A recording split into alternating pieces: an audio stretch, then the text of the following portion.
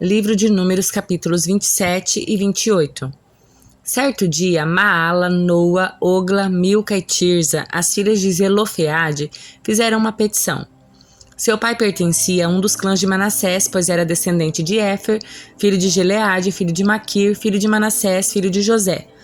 Essas mulheres se apresentaram diante de Moisés, do sacerdote Eleazar, dos líderes das tribos e de toda a comunidade à entrada da tenda do encontro e disseram: Nosso pai morreu no deserto.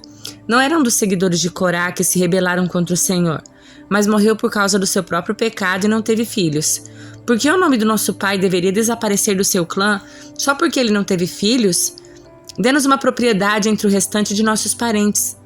Moisés levou o caso ao Senhor e o Senhor respondeu a Moisés: A reivindicação das filhas de Zelofeade é justa.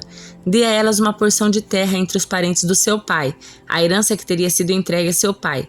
Dê as seguintes instruções ao povo de Israel: Se um homem morrer e não deixar filhos, passem a herança às filhas. Se ele também não tiver filhas, transfiram a herança aos irmãos dele. Se ele não tiver irmãos, deem a herança aos irmãos do pai dele. Se o pai não tiver irmãos, deem a herança ao parente mais próximo do seu clã. Essa é uma prescrição definitiva para os israelitas, conforme o Senhor ordenou a Moisés. Então o Senhor disse a Moisés: Suba a um dos montes de Abarim e olhe para a terra que dou ao povo de Israel. Depois de vê-la, você será reunido ao seu povo, como seu irmão Arão, pois vocês desobedeceram as minhas instruções no deserto de Zim. Quando a comunidade se rebelou, vocês não demonstraram minha santidade para eles junto às águas. Essas águas são as de Meribá, em Cádiz, no deserto de Zim. Então Moisés disse ao Senhor: Senhor, Tu és o Deus que dá fôlego a todas as criaturas. Por favor, indique um homem para ser o novo líder da comunidade. Dê a eles alguém que os guie aonde quer que forem e os conduza nas batalhas, para que a comunidade do Senhor não seja como ovelhas sem pastor. O Senhor respondeu: Convoque Josué, filho de Num, em quem está o Espírito, e coloque as mãos sobre ele. Apresente-o ao sacerdote Eleazar diante de toda a comunidade e encarregue-o publicamente de liderar. Transfira a ele parte da sua autoridade para que toda a comunidade de Israel lhe obedeça. Quando for necessário receber orientação do Senhor, Josué se apresentará diante do sacerdote Eleazar, que usará o Urim perante o Senhor para determinar sua vontade. É pela palavra de Eleazar que Josué e toda a comunidade de Israel decidirão tudo o que devem fazer. Moisés fez o que o Senhor ordenou. Apresentou Josué ao sacerdote Eleazar e toda a comunidade, colocou as mãos sobre ele e o encarregou de liderar o povo, exatamente como o Senhor havia ordenado por meio de Moisés. O Senhor disse a Moisés: Dê as seguintes instruções ao povo de Israel: Não deixem de trazer o alimento para as ofertas especiais que vocês apresentam a mim. São aroma agradável que deverão ser oferecidas na ocasião certa. Diga-lhes: Esta é sua oferta especial que vocês apresentarão ao Senhor como holocausto diário, 2 cordeiros de 1 ano e sem defeito. Sacrifiquem um cordeiro pela manhã e outro ao entardecer. Apresentem também uma oferta de cereal de 2 quilos de farinha da melhor qualidade, misturada com 1 litro de azeite puro de olivas prensadas. Esse é o holocausto habitual instituído no Monte Sinai como oferta especial, um aroma agradável ao Senhor. Junto com cada cordeiro, apresentem no santuário 1 litro de bebida fermentada como oferta para o Senhor. Apresentem o segundo cordeiro ao entardecer com a mesma oferta de cereal e a oferta derramada. É uma oferta especial, um aroma agradável ao Senhor. No sábado, sacrifiquem 2 cordeiros de 1 ano sem defeito. Serão acompanhados de uma oferta de cereal de 4 quilos de farinha da melhor qualidade, umedecida com azeite, e de uma oferta derramada. Esse é o holocausto que será apresentado a cada sábado, além do holocausto habitual da oferta derramada que o acompanha. No primeiro dia de cada mês, apresentem ao Senhor um holocausto adicional de 2 novilhos, 1 carneiro e 7 cordeiros de 1 ano, todos sem defeito. Serão acompanhados de ofertas de cereal de farinha da melhor qualidade, umedecida com azeite. 6 quilos para cada novilho, 4 quilos para o carneiro e 2 quilos para cada cordeiro. Esse holocausto será uma oferta especial, um aroma agradável ao Senhor. Apresentem também uma oferta derramada com cada sacrifício: 2 litros de vinho para cada novilho, 1 litro e 1/3 para cada carneiro e 1 litro para cada cordeiro. Apresentem esse holocausto no primeiro dia de cada mês ao longo de todo o ano. No primeiro dia de cada mês, apresentem também ao Senhor um bode como oferta pelo pecado. Esse é um acréscimo ao holocausto habitual e à oferta derramada que o acompanha. No 14º dia do primeiro mês, celebrem a Páscoa do Senhor. No dia seguinte, o 15º do mês, terá início uma festa de 7 dias, durante as quais ninguém comerá pão feito com fermento.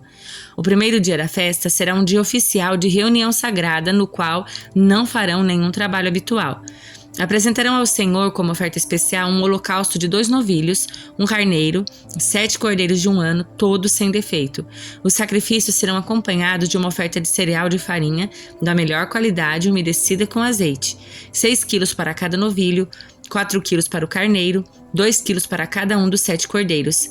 Apresentem também um bode como oferta pelo pecado, para fazer expiação por vocês. Apresentem essas ofertas além dos holocaustos habituais da manhã. Essa é a forma como devem preparar em cada um dos 7 dias de festa a oferta de alimento apresentada como oferta especial, um aroma agradável ao Senhor.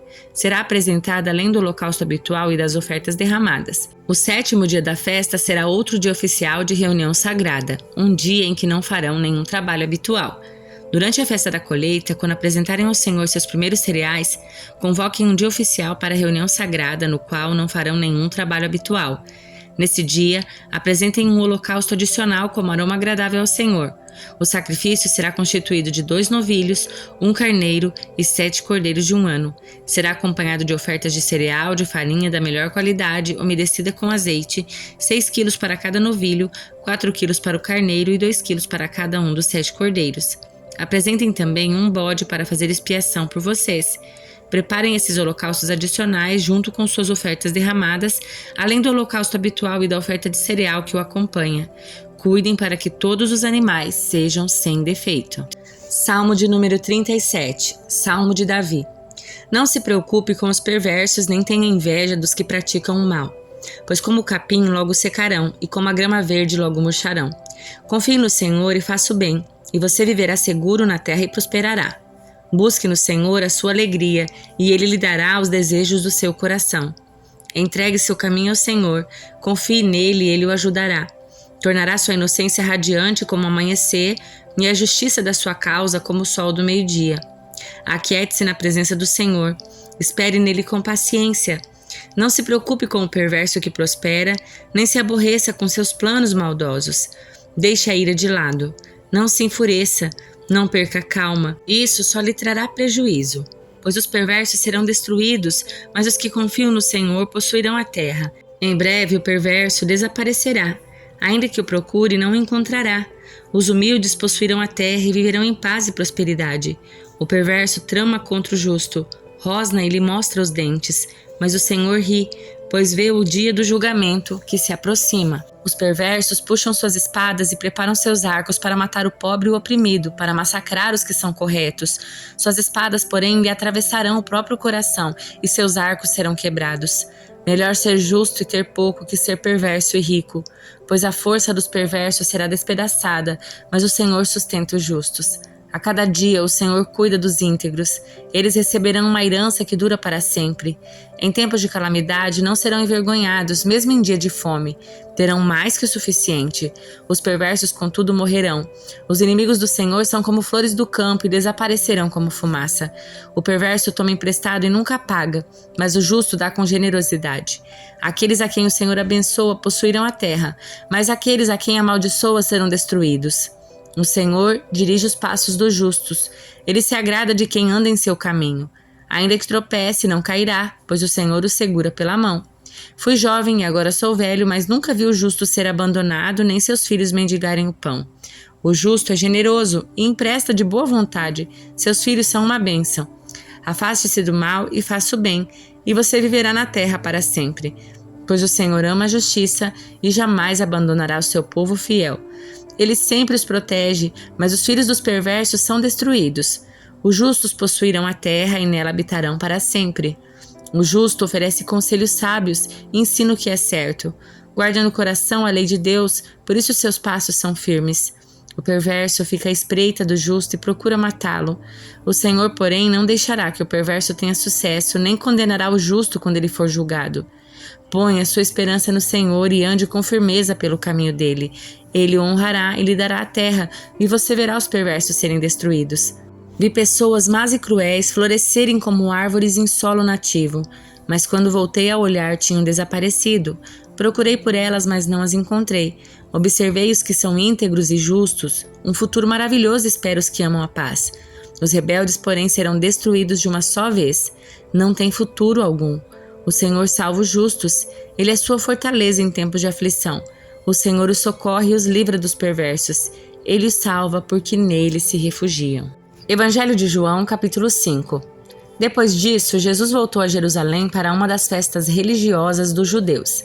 Dentro da cidade, junto à Porta das Ovelhas, ficava o tanque de Betesda, com 5 pátios cobertos.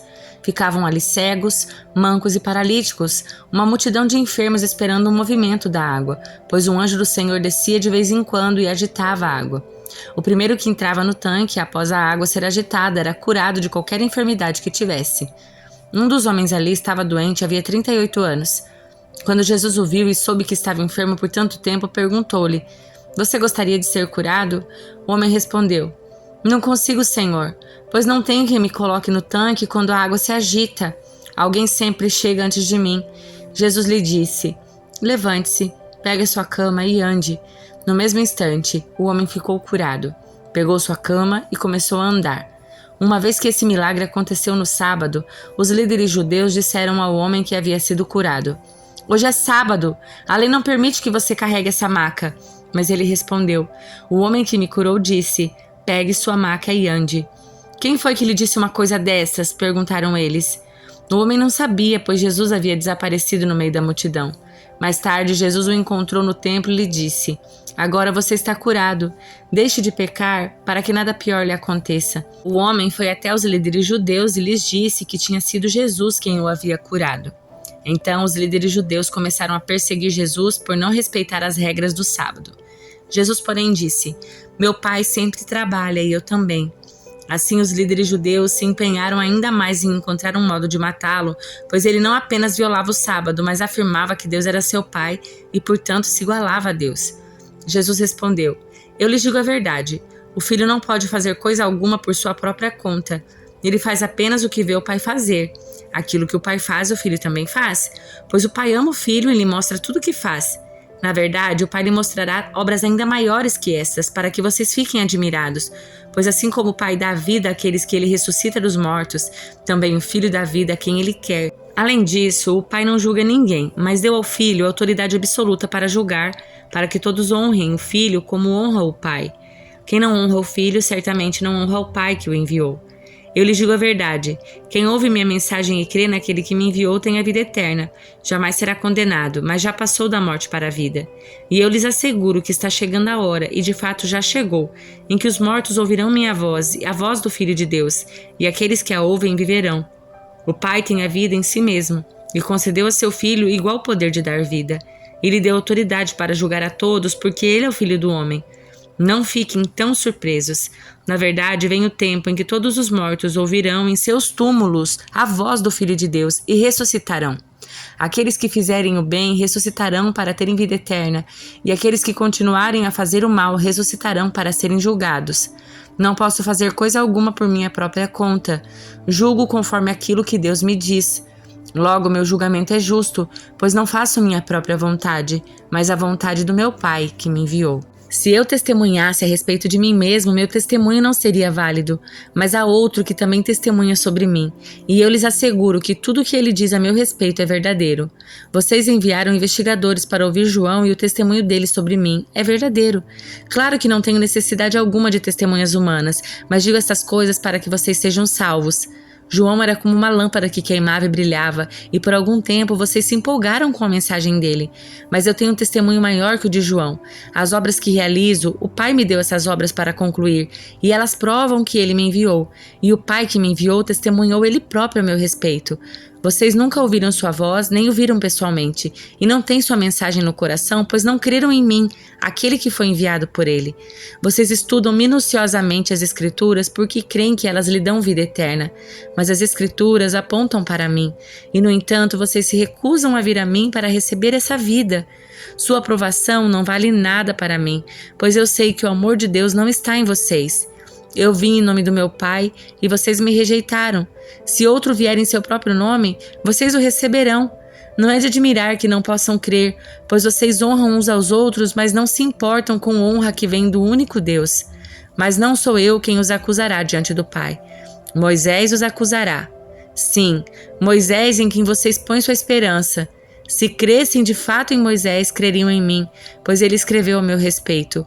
Contudo, uma vez que não creem naquilo que ele escreveu, como crerão no que eu digo?